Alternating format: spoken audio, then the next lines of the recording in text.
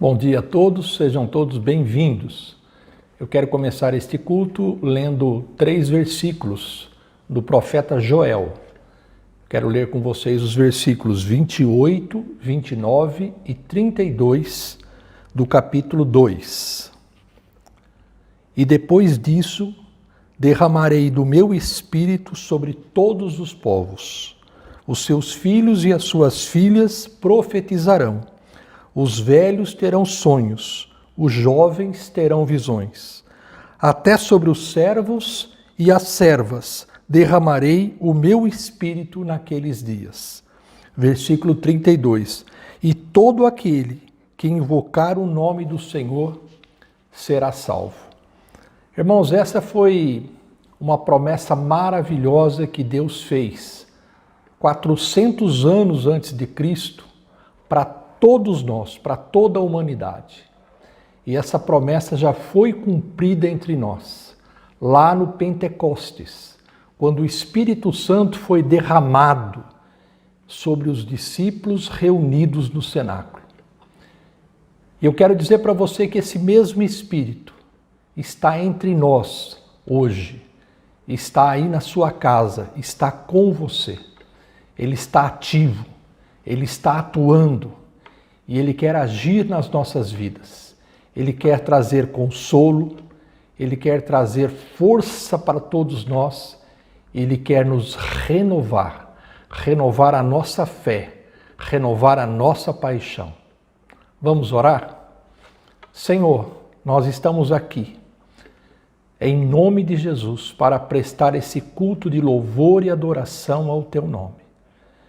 E nós invocamos, vem Espírito Santo sobre todos nós, todos aqueles que estão ouvindo nesta hora, este culto, aqueles que irão ouvir as músicas e a mensagem que o Senhor tem para todos nós desta manhã. Vem com poder sobre nós, enche-nos e renova-nos. Esta é a nossa oração em nome de Jesus. Amém. Sejam todos bem-vindos, nós agora vamos ouvir um louvor para aquecer o nosso coração.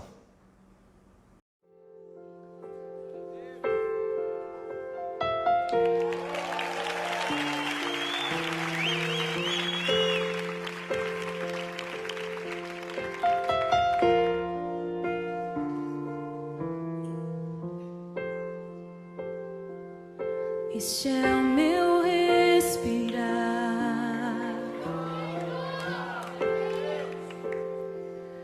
Este é o meu respirar.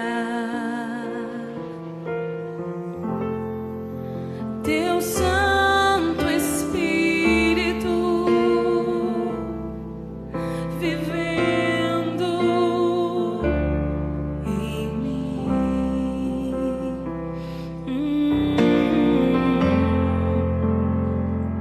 E este é o meu pão.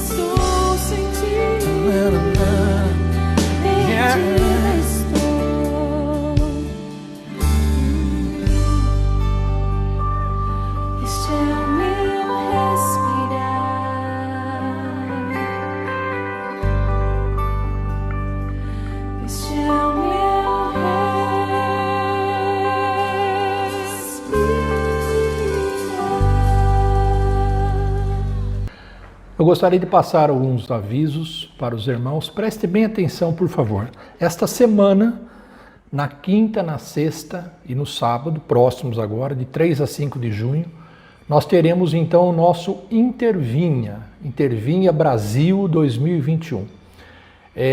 Vão ser palestras depois das 4 horas, na quinta-feira, depois das 7h30 da noite. Eu acho que muitos irmãos podem ter acesso a essas palestras nesse horário, aos louvores. Então eu quero realmente exortar os irmãos a participarem, porque esse é um evento da nossa igreja a nível de Brasil. O evento será totalmente online. Basta você acessar lá, não precisa se inscrever antes. Basta você acessar lá www.intervinha.com.br e lá você já vai entrar e clicar e participar, tá bom? Não precisa pagar nada e vai ser muito importante para nós vermos aí o que está acontecendo. Durante a semana, agora, eu vou colocar novamente toda a programação, aqueles pastores que irão falar, e nós já temos até os temas de cada palestra. Vai ser muito bom, eu tenho certeza, e que Deus esteja te abençoando com esse congresso. Segundo aviso é que nós estamos fazendo, na semana que vem, uma campanha de arrecadação de vestes, de roupas de cama, cobertores, lençóis, etc., e de calçados. Nós já fizemos isso outras vezes. Muitas pessoas estão precisando, o frio está aí, você já está sentindo esse frio.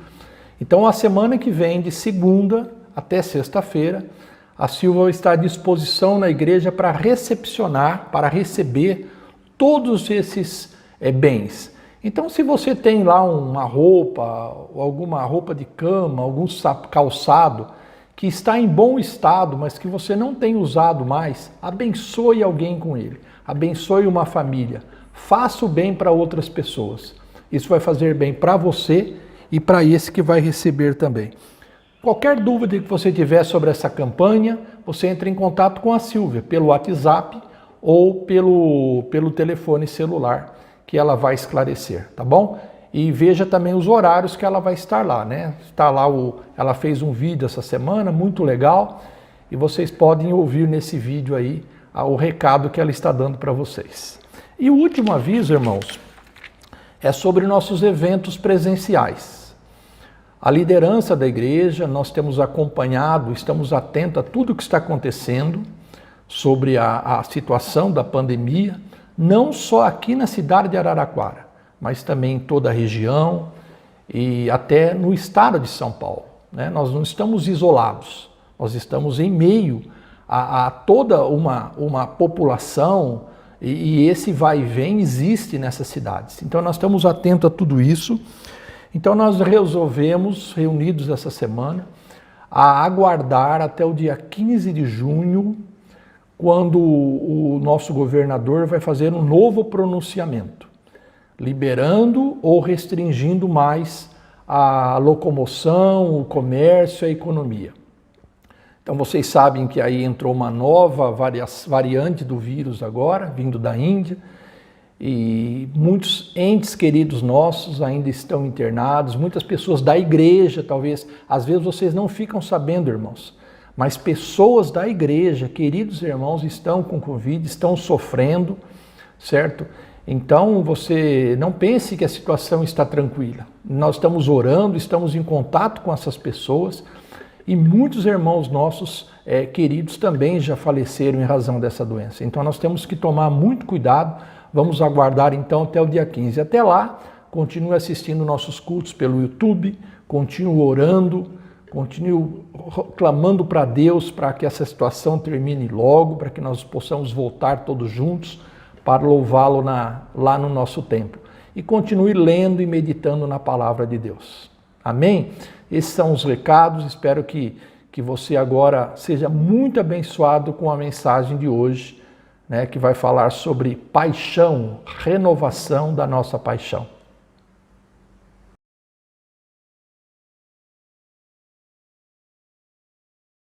Eu quero convidar você a abrir sua Bíblia no capítulo 1 de Atos, Atos dos Apóstolos.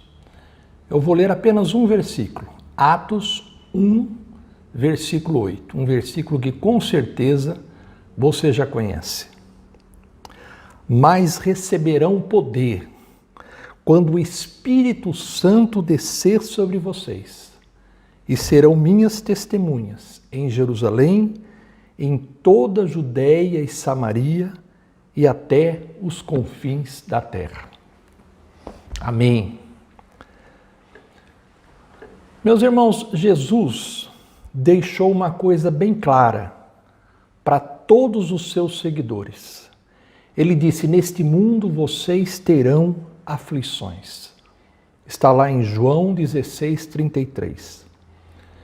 Isso significa que todos nós, sem exceção nenhuma, nós teremos aflições. Nós passaremos por aflições, ou usando uma palavra que está bastante em evidência, nós iremos enfrentar muitas crises. Eu gosto de chamar de crise todo episódio que é capaz de desequilibrar ou desestabilizar alguma área da nossa vida. Hoje, por exemplo, na atualidade, nós estamos enfrentando uma séria crise na área de saúde e até na área econômica. Você que já passou ou está passando por uma crise, sabe muito bem que elas têm efeitos negativos na nossa vida, seja em nosso corpo, seja em nossa mente, seja em nossa alma ou em nossos relacionamentos.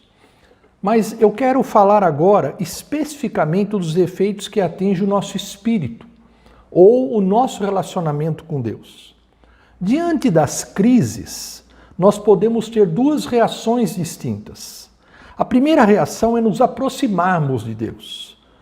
Nós reconhecemos a nossa fragilidade, a nossa fraqueza, a nossa impotência e recorremos a Deus em busca de socorro, de proteção e de livramento.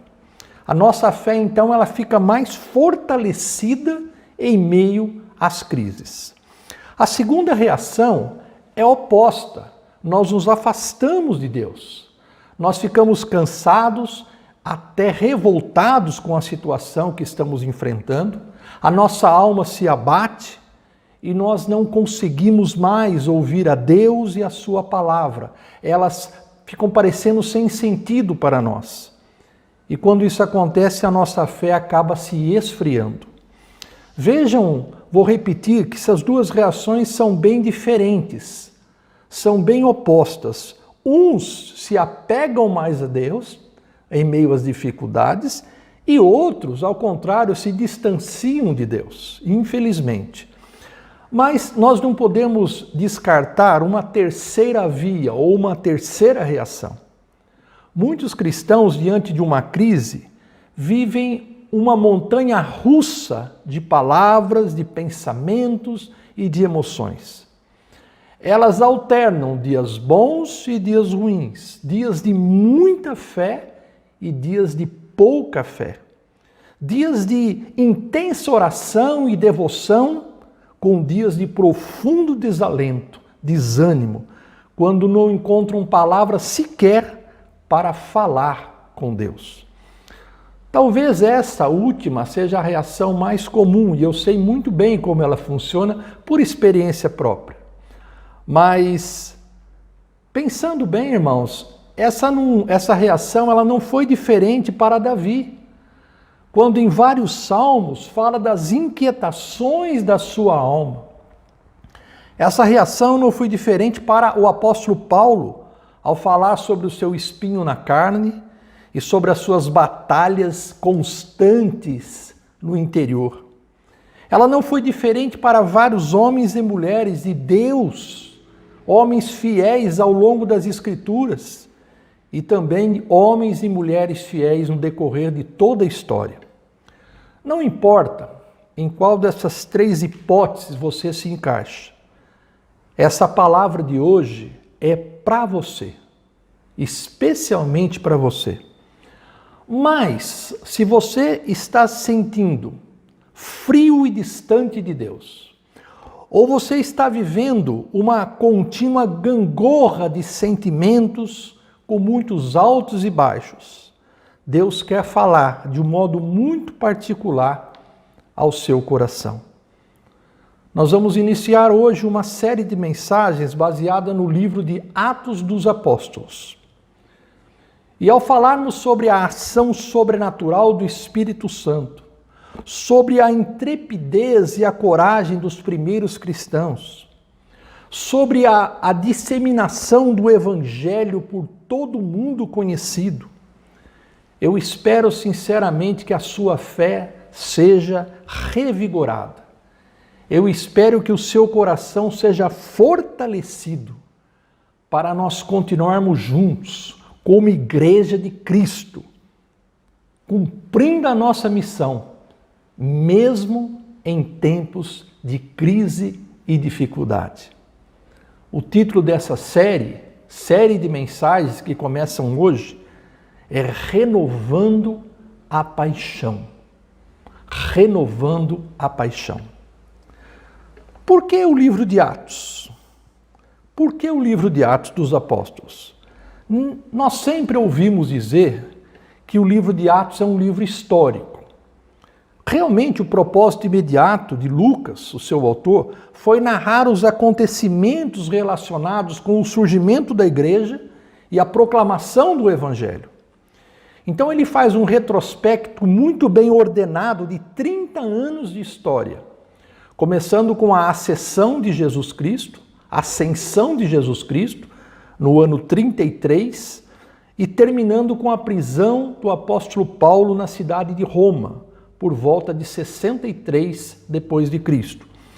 O pastor John Barnett, ele diz alguma coisa muito interessante sobre esses 30 anos que transcorrem durante o livro de Atos. Foram 30 anos que mudaram o mundo. 30 anos que transformaram o mundo. Mas além de ser um livro histórico, e isso que eu quero frisar, o livro de Atos tem um conteúdo fortemente espiritual, porque é nele que nós vamos ver a soberania de Deus, o amor de Deus e o poder de Deus em ação. Toda a trama do livro de Atos é dirigida, é protagonizada pelo Espírito Santo. O Espírito Santo é mencionado cerca de 50 vezes neste livro. O que nós vemos em Atos, irmãos, é uma parceria perfeita entre a manifestação do Espírito Santo e a atuação apaixonada de alguns homens e mulheres cristãos. Alguns autores, por isso, preferem chamar o livro de Atos do Espírito Santo por meio dos apóstolos. Olha que interessante, porque é o Espírito Santo que é o protagonista, que está dirigindo toda essa trama. O conteúdo do livro de Atos, irmãos, quando ele discorre sobre o estilo de vida daqueles cristãos primitivos, sobre aquelas primeiras expedições missionárias, sobre a conversão de milhares de pessoas, esse conteúdo é tão rico, tão envolvente, que é capaz de transformar também a nossa vida, da mesma forma que transformou e tem transformado a vida de milhões de pessoas nos últimos 2000 anos. E essa é a minha intenção ao iniciar essa série hoje, renovar a nossa paixão por Jesus Cristo, pelo Evangelho, pela Igreja de Cristo e pela nossa missão neste mundo. Eu espero sinceramente que essa renovação aconteça também no seu coração, apesar de todas as crises e das dificuldades que nós vivemos. Eu quero hoje me concentrar nos capítulos 1 e 2 do livro de Atos, que são muito importantes para entendermos o restante do livro. Eu gostaria de lembrar que o Evangelho de Lucas e o livro de Atos são 2 volumes de um mesmo livro. Lucas, que era médico, ele escreveu os 2 livros a pedido de um homem, de um nobre, chamado Teófilo. Isso está nos primeiros versículos do livro. Nos últimos 2 capítulos do Evangelho que Lucas escreveu, ele narra a morte e a ressurreição de Jesus Cristo. No domingo da ressurreição, Jesus aparece então aos 11 apóstolos e lhes diz o seguinte, está em Lucas 24, 46 a 49. Está escrito que o Cristo haveria de sofrer e ressuscitar dos mortos no terceiro dia, e que em seu nome seria pregado o arrependimento para perdão de pecados a todas as nações, começando por Jerusalém. Vocês são testemunhas destas coisas, e eu lhes envio a promessa de meu Pai, mas fiquem na cidade até serem revestidos do alto. Aí depois, irmãos, ao iniciar o livro de Atos, o seu segundo volume, Lucas ele é um pouco mais minucioso a respeito desses últimos dias de Jesus com os apóstolos após a ressurreição. Ele diz que Jesus permaneceu 40 dias com os seus apóstolos. E durante esse período, ele falou acerca do reino de Deus. Atos 1, versículo 3. O reino de Deus, como vocês sabem, é a teologia básica do movimento Vineyard, desde o nascimento. Como reino de Deus, nós entendemos aquele governo dinâmico e ativo de Cristo sobre tudo o que existe no céu e na terra. Ele é o rei, ele é o soberano, ele tem todo o poder, ele está no controle de todas as coisas. E esse Deus vai cumprir todos os seus planos para com a humanidade e para restaurar todos nós, toda a sua criação. Esse, aliás, foi o tema central da pregação de Jesus Cristo. Ele mencionou várias vezes o termo Evangelho do Reino, boas novas do reino de Deus. Ele veio para isso. Olha o que está escrito lá em Lucas. Lucas mesmo escreve, 4,43. É necessário que eu pregue as boas novas do reino, noutras cidades também, porque para isso é que eu fui enviado. No versículo 8, depois, Lucas vai repetir a mesma promessa de Jesus sobre o revestimento do alto, ou o revestimento do poder do alto. É o versículo que nós lemos no início. Mas receberão poder quando o Espírito Santo descer sobre vocês e serão minhas testemunhas aqui em Jerusalém, em toda a Judéia, Samaria e até os confins da terra. A palavra poder aqui, irmãos, é dínamos, energia, força. E esse é sem dúvida o versículo-chave, o principal versículo de todo o livro de Atos. É com o poder, com a força, a energia do Espírito Santo, que aqueles homens simples, iletrados, cheios de falhas, cheios de limitações, iriam transformar o mundo com a mensagem do Evangelho. Por fim, Lucas volta a falar sobre a ascensão de Jesus Cristo. Isso tudo está no primeiro capítulo de Atos. E nessa parte, quando ele fala, nesses versículos, quando ele fala sobre a ascensão de Cristo, há algo muito interessante que eu gostaria de chamar a atenção. Ele diz que enquanto Jesus estava sendo elevado às alturas, os discípulos ficaram olhando fixamente para o céu. Foi então que surgiram dois anjos e disseram o seguinte para eles: Galileus, por que vocês estão olhando para o céu?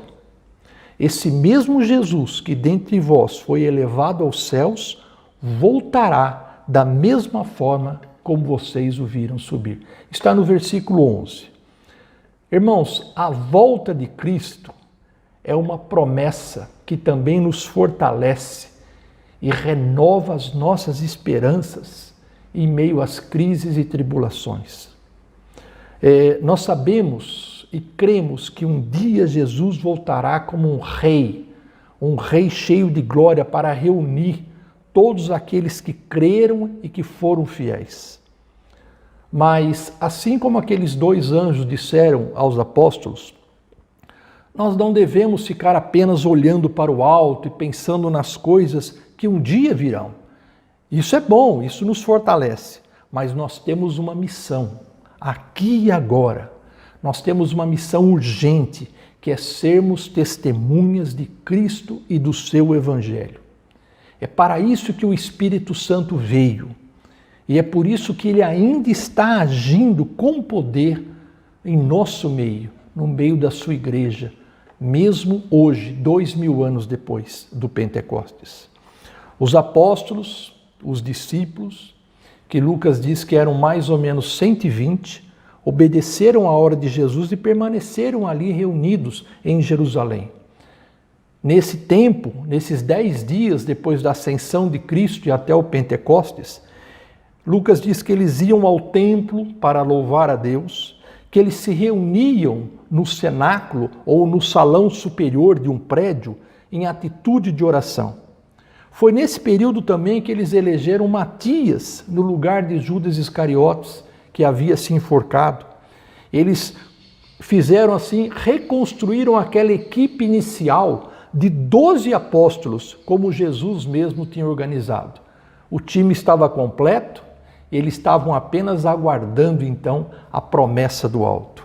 E no capítulo 2, um dos mais conhecidos, um dos mais comentados, discutidos da Bíblia, Lucas narra o cumprimento dessa promessa. Os judeus comemoravam a festa de Pentecoste, ou também a festa da colheita, festa das primícias, e esse era um evento muito famoso entre os judeus, celebrado 50 dias após a Páscoa. Judeus de todos os lugares do mundo vinham até Jerusalém para celebrar essa festa. E nesse dia, ou nesses dias de festa, os apóstolos, os discípulos estavam reunidos no cenáculo, como era costume deles. Foi então, irmãos, que o Espírito Santo veio, a promessa se cumpriu. Os sinais externos e visíveis desse derramamento foram dois imediatamente, o vento e o fogo. Eles ouviram o barulho de um vento muito forte, de um vento impetuoso, e esse barulho encheu o lugar onde eles estavam reunidos. Que é interessante aqui que tanto no Antigo Testamento, que foi escrito em hebraico, como no Novo Testamento, que foi escrito em grego, a palavra usada para espírito é justamente vento. O vento do Espírito encheu a casa onde eles estavam. E o fogo, depois de eles terem ouvido esse vento, eles viram uns sobre as cabeças dos outros, algo parecido com línguas de fogo. E é interessante também que a palavra de fogo é usada várias vezes nas Escrituras para se referir justamente ao Espírito Santo ou à obra do Espírito Santo. Lucas então diz que depois disso eles ficaram cheios do Espírito Santo. Cheios do Espírito Santo, ou seja, o Espírito Santo passou a habitar e a dirigir e a reger a vida daqueles homens a partir daquele momento. Essa promessa de Deus, lá em Joel, a promessa de Jesus Cristo, antes de subir, de voltar ao Pai, e agora estava sendo cumprida. O Pentecostes inaugurou o que nós chamamos de a Era do Espírito. A Era do Espírito. Jesus Cristo terminou seu ministério terreno e enviou o Espírito Santo, o Consolador, o Conselheiro. Olha que Jesus disse lá em João 16, versículo 7. Eu lhes afirmo que é para o bem de vocês que eu vou. Se eu não for, o Conselheiro não virá para vocês, mas se eu for, eu o enviarei. Foi isso que aconteceu.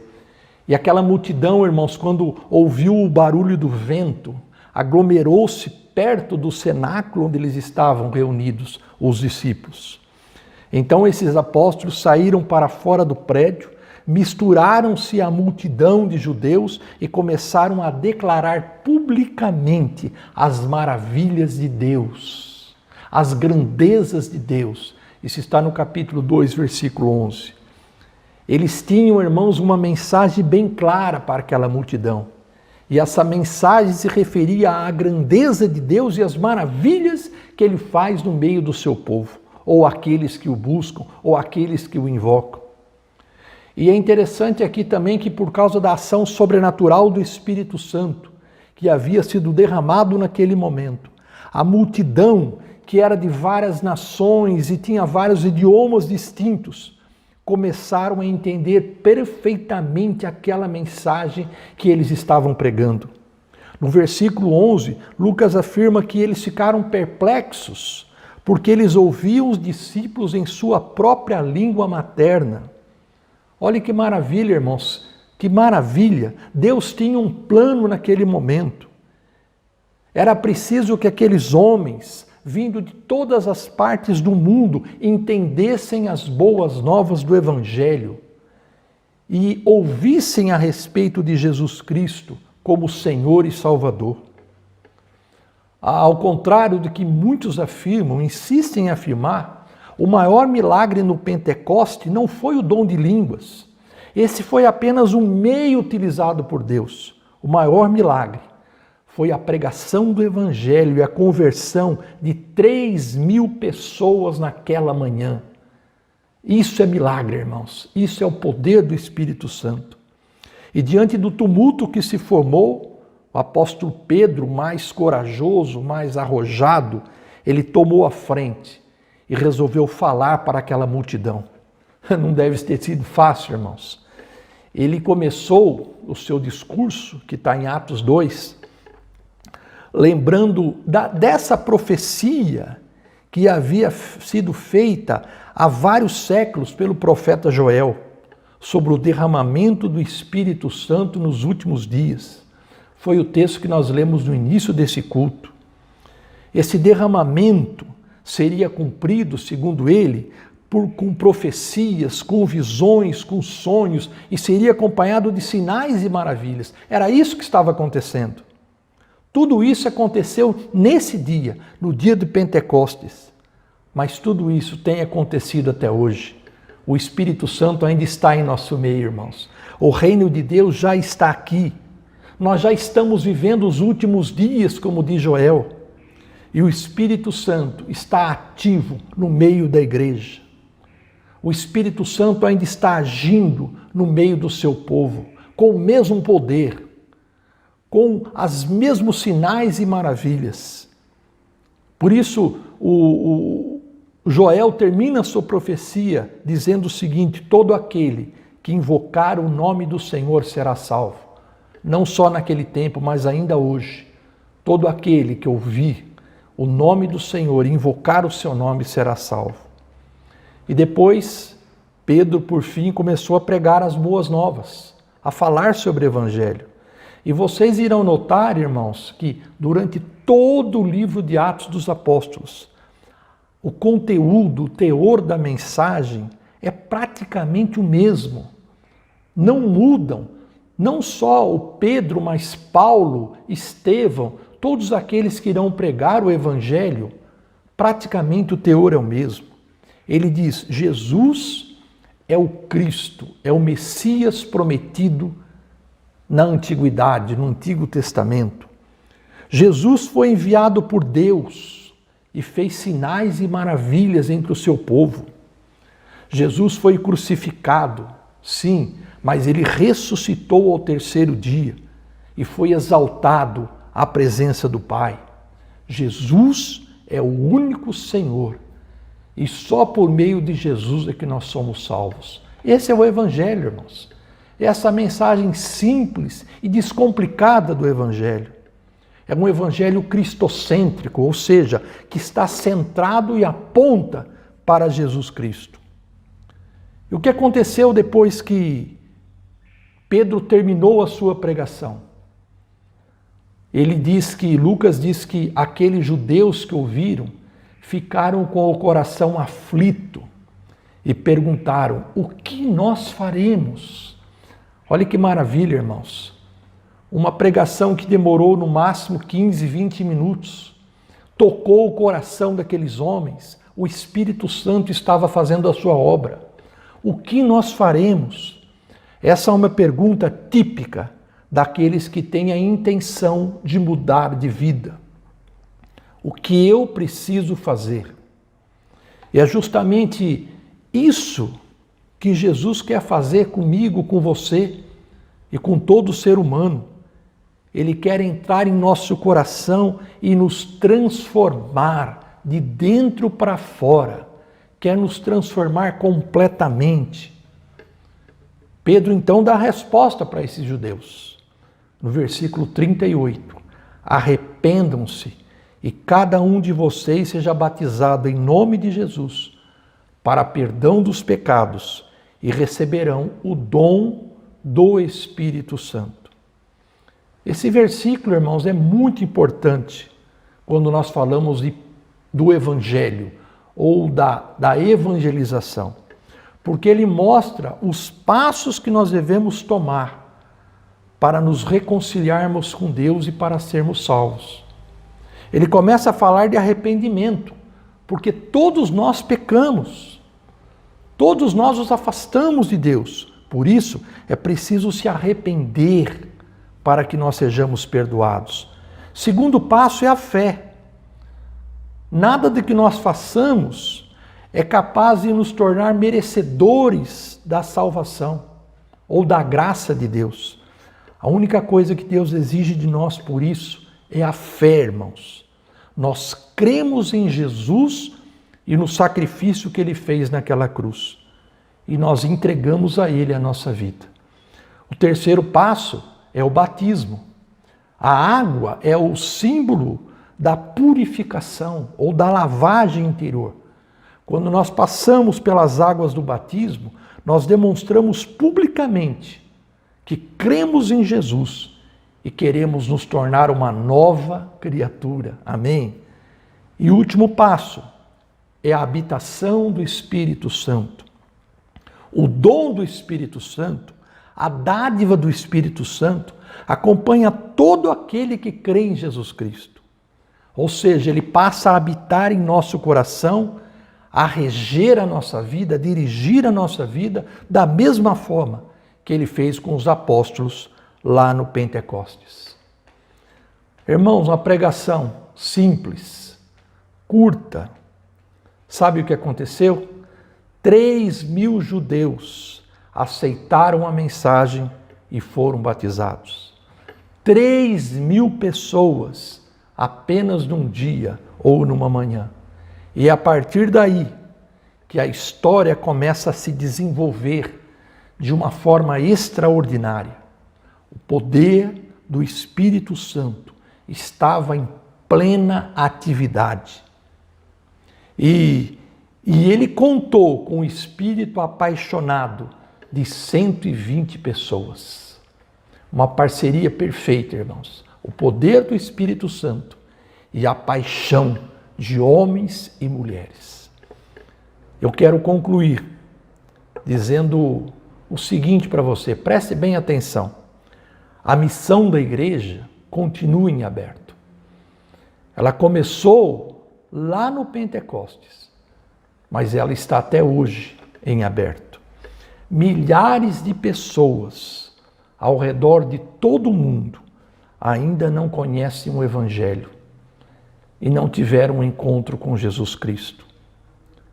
É por isso que o Espírito Santo ainda está em ação. E ele quer contar com discípulos apaixonados, como no princípio, como foi há 2.000 anos atrás. Talvez ele esteja falando hoje ao seu coração. Talvez ele esteja transformando hoje a sua vida. Talvez ele esteja hoje renovando a sua fé e a sua coragem para seguir os passos de Jesus. Apesar das crises, das aflições e das tribulações que você está enfrentando. Ele quer renovar a sua vida. Eu espero que durante esta série de mensagens, o Espírito Santo continue trabalhando no seu interior e te fortaleça e te renove para um novo tempo na sua vida. Vamos orar? Quero orar com você agora. Feche seus olhos. Obrigado, Senhor, pelo teu Espírito. Obrigado pelo poder que nos reveste, que nos enche. Obrigado por essa história tão extraordinária que está relatada no livro de Atos. Obrigado porque nós temos acesso a essa história, mas muito mais porque nós temos acesso ainda hoje ao teu Espírito Santo. A nossa oração agora é: vem sobre cada um, Senhor. Visita cada casa agora com o teu poder, com o teu agir, com tua ação, com teus sinais, com as tuas maravilhas. Vem trazer cura, vem trazer transformação, vem trazer renovação, vem trazer mudança, Senhor. Porque nós somos a tua igreja e nós queremos cumprir os propósitos que o Senhor tem para nós. Sabemos que as crises vêm, as crises existem, nós sofremos com as crises. Mas, Senhor, ajuda-nos a olhar para as tuas promessas. Ajuda-nos a sentir a tua presença, a presença do teu Espírito conosco. E nos ajude a seguir em frente, a olhar para cima, olhar para o nosso lado, ao nosso redor, e ver aquilo que o Senhor quer fazer por nosso intermédio. Vem, Espírito Santo, nós te louvamos e te agradecemos. Em nome de Jesus. Amém. Obrigado por você ter permanecido conosco até agora. Eu louvo a Deus pela sua vida. Louvo a Deus por aquilo que Ele ainda quer fazer na sua vida. Nós vamos terminar agora ouvindo mais uma música. Preste atenção na letra dessa música e pense em tudo aquilo que Deus falou ao seu coração nesta manhã. Um grande abraço, Deus te abençoe.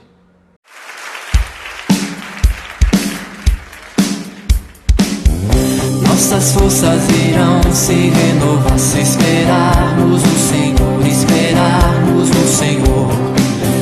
Nossas forças irão se renovar se esperarmos no Senhor, esperarmos no Senhor. Ó Deus, Tu és a